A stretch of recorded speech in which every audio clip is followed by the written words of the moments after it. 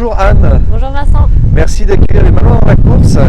Alors pour nous situer aujourd'hui, on se trouve pas loin de la place de l'Hermine, à côté de la rue Marion Dufresne. C'est ça. Et on est en plein cœur de Saint-Malo, on n'est pas loin d'Intramuros, on est dans un quartier mythique qui est en train de se transformer en termes de visage.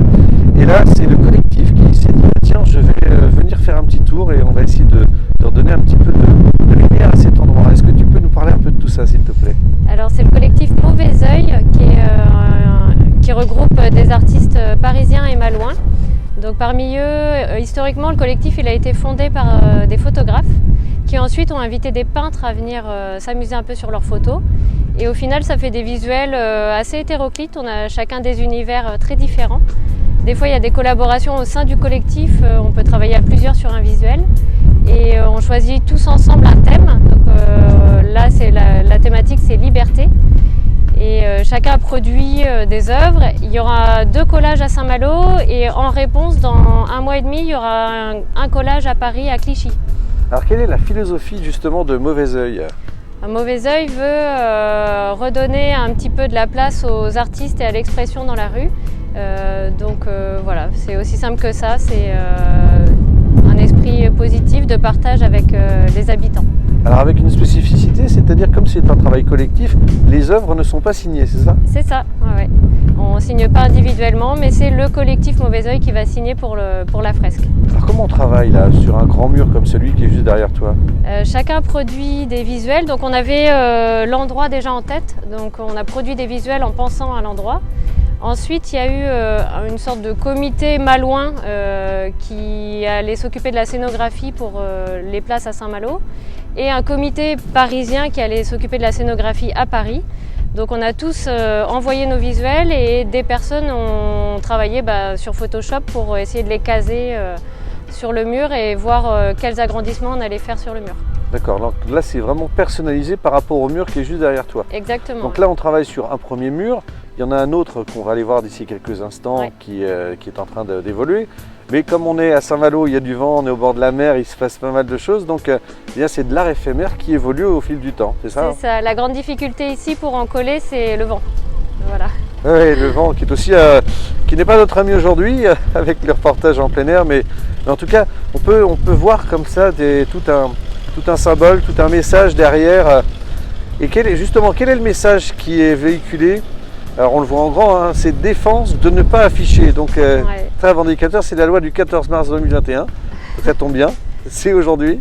C'est ça, on invite les gens à s'exprimer. Et donc notre collectif aussi, il est composé de professionnels mais aussi d'amateurs. On pense que chacun a des choses à dire, a sa voix à porter et sur un même pied d'égalité. D'accord. Donc vous êtes combien dans le collectif? Oh là là, je ne pourrais pas vous dire exactement. On se retrouve en réunion en ce moment Zoom du coup. On est une vingtaine. D'accord, donc c'est un mélange entre du collage, de la photo, de la peinture directement sur collage. Voilà. Toi, ta spécialité, c'est plus la peinture refaite sur un collage avec du papier qui est un craft mis en place spécialement. Voilà, moi je suis peintre, je vais peindre sur du craft, qu'ensuite je vais en coller et je vais travailler aussi avec des artistes photographes qui vont me demander de peindre sur leurs photos. Est-ce que dans la région ou dans d'autres villes, vous avez déjà œuvré avec ce genre de principe? Oui, des membres du collectif, avec certains membres du collectif, on fait des petites actions mais en notre propre nom et pas au nom du collectif du coup. D'accord. Ah ouais. Ça arrive. Donc là, ouvrir l'œil à Saint-Malo. C'est ça, il y a toujours des petits endroits.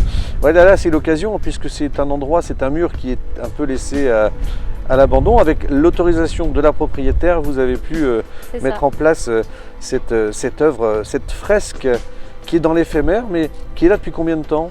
Depuis hier, on a collé depuis hier. On espère qu'elle tienne selon la météo au moins 2 bons mois, voire plus. Voilà, jusqu'à éventuellement la démolition de ce mur qui fait partie de l'histoire de Saint-Malo.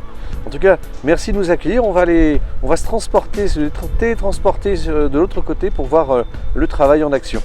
A tout de suite. Merci. Donc Anne, on a quitté le premier site, on est sur le second qui est en train d'être transformé, donc il a à peu près une centaine de mètres. Exactement, même thématique que sur l'autre mur, donc liberté. Et abordé d'une manière vraiment tournée vers la nature sur ce mur. Donc on vous invite à venir voir et à être curieux, à ouvrir l'œil à Saint-Malo. Voilà, donc là il faut passer, c'est pas loin de la Timac, on va dire, hein. Ce chemin que vous empruntez peut-être régulièrement sans faire attention. Bien là vous allez voir découvrir une œuvre originale signée d'une compagnie, d'un collectif d'artistes qui s'intitule avec un nom un peu disruptif, un nom sympathique, Mauvais Oeil, c'est ça? Exactement. Un beau collectif en tout cas. On vous laisse continuer à œuvrer.